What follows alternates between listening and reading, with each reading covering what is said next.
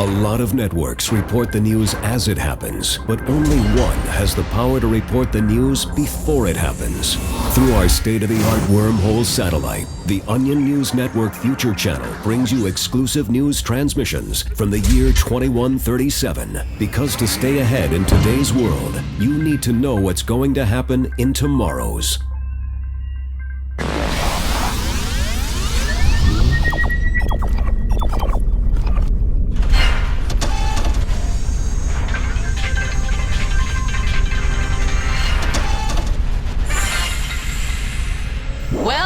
Here it goes again. Government contractors announced today that construction on the Omega-12 particle accelerator, which will destroy all life on Earth and finally bring an end to humanity's suffering, is facing much delays. The Omega-12 is now 3 years behind schedule and like $800 trillion over budget. Today's holdup, which is being blamed on late helium shipments, will set the project back 6 months.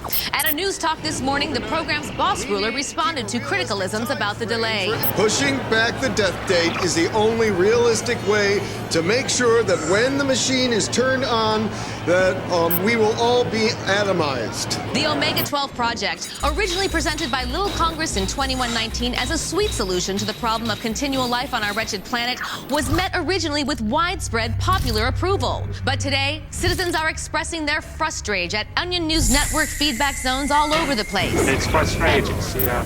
Every day the government keeps saying, we're all going to die, and then it not happens. If I could remove my obedience chip, I'd just kill myself. I didn't care about the cost because I thought we'd all be dead. But now we're paying $1 million a week for this project and we're still alive. This is why I don't pay to vote. I'm a little better off because at least I have this baby to sell.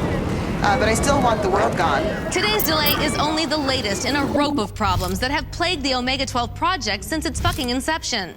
Meanwhile, criticalism is piling up near President Performance H. Wilson, who was voted into office for his 6th term primarily because he promised to kill us all. You don't need a bunch of empty promises! You need to die! Do you want to die? I can't hear you!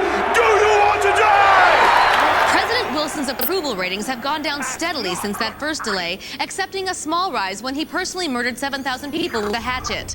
And government watchdog group Citizens for Leadership recently named Omega-12 as the worst managed government program, surpassing even the ill-fated Mississippi Fire Dam and the never-completed South Florida Relandification Program.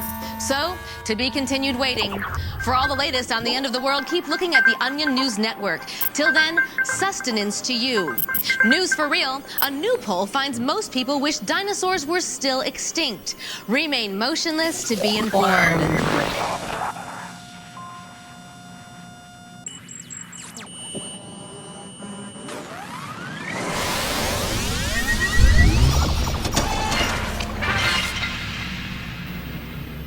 News out of the Middle East multicultural battle zone. Violence reamed the Gaza scrap today as fighting broke out between the one remaining Palestinian and the one remaining Israeli. The struggle over the Gaza scrap, which began long before the burn down, has stolen the lives of more than 99% of the region's inhabitants. Here is what the news satellite showed us this morning. The violence began when the Israeli army Lev Rosen entered the Gaza scrap and began building a permashed on the disputed land. The Israeli was forced back over the border after suffering a sprained ankle and a bleeding nose at the hands of the Palestinian army Amjad Olrud. Even after the retreat, the Palestinian bombarded Israel with rocks and empty fire ray cartridges for near 2 hours. One Israeli soldier was injured in today's fight. At a press conference in front of the governmental hovel today, the Palestinian president condemned the Israelis' incursion. ردة فعل فلسطين ستقوم قاسية وهذا سيدفع التمام حاليا هذا انتهى.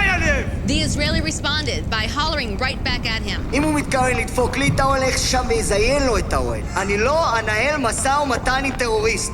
We go now to Onion News Network war correspondent Vitamin Daniels, full live, just outside the battle zone. How it do, Vitamin? What it is, Zesty, they were celebrating in the street of Palestine following the successful defensive. But straight moments ago, the Israeli launched another attack and pushed the Palestinian to the edge of the Gaza scrap. But Syria recently came out with a statement backing the Palestinian and refusing to acknowledge the existence of Rosen. Yes, Syria has been a friend country for some time. The 6 Minutes War from last year pitted the entire nation of Syria against Rosen, but he beat them back with a broken bottle. But after losing 66% of its troops to pneumonia last year, many people thought Israel was finally prepped to end the conflict. Full truth. But even during the ceasefire, there has been sparring. Last week, an edible cat wandered into the disputed zone. Both men laid claim to it, resulting in a prolonged shouting match between the two sides. And today, Israel renewed its pledge to build a barrier between the two nations, a plan that has widespread support among the Israeli. But the border wall, the border moat, the border plasmote, and the border photonic crystal laser shield did not stop the two sides from fighting. Full conveyance, but Israel's latest plan is to build a 30-foot-high wall directly around Olrud while he's asleep. Fuck chance of that. Most international observers believe the Palestinian army will just climb out.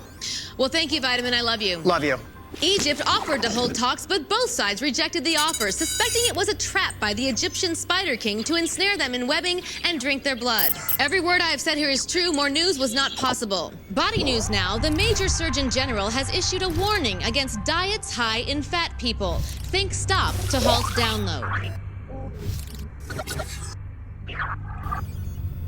Roll up this news. Hordes from across the Indiana Grimlands descended today on the Capitol to protest the possible legalization of gay marriage in what remains of their state. As lawmakers debated the fucking bill this morning, protesters chilled it out in the Free Speech Square to voice their opposition, some having traveled over 60 miles by sewage canal barge to shout there. The protest was conjured by a group called the Remaining Families Coalition. If we allow gays to marry, God will punish us even worse than he already has. We have to oppose this legislation, not just for our own sake, but for the sake of America's packs of feral children. An Onion News Network poll shows 64% of Grimlanders not burned to death or rendered mute by radiation oppose the bill, cranking the issue as more important to them than detoxifying food supplies or confining wolf mutants to the wastelands. If I could spawn a child that's not stillborn, I don't want him growing up in a world where two men can marry. If the Grim legislature fertilizes this law, what would be next? Men married to donkeys will be allowed to take a second donkey as a wife? If the rest of the Grim legislature legalized same-sex marriage, it would shove Indiana into the ranks of the other 5 states to have done so: Massachusetts, Vermont, Procter & Gamble, Carolina, and Gay, Texas. Marriages performed in these states are not currently considered legal in the Indiana Grimlands, meaning gay residents of the state are not allowed to visit their partners on government smallpox hospice boats or dig graves for them when they die. Citizen X436A is a gay from the Grimlands. If we secure the right to marry, maybe one day we'll derive the right to live above ground. We deserve the same rights as all the other subhuman groups. Are we not as good as the lizard people of Arizona? Despite the protests, the bill is thickly supported by such liberal-leaning politicians as Harlan Downey, who bought his Senate seat 2 years ago. This landmark bill is the next step in the war for gay equality that began 168 years ago.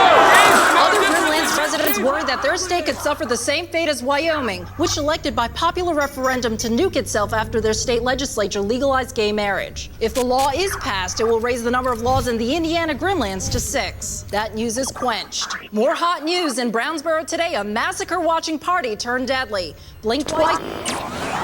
Oven roasted news and delicious reduction. We've all seen the images of razor-toothed mandibles, impenetrable beetle shells, and human bodies torn limb from limb by the bloodthirsty 2-ton bugs on news eye streams.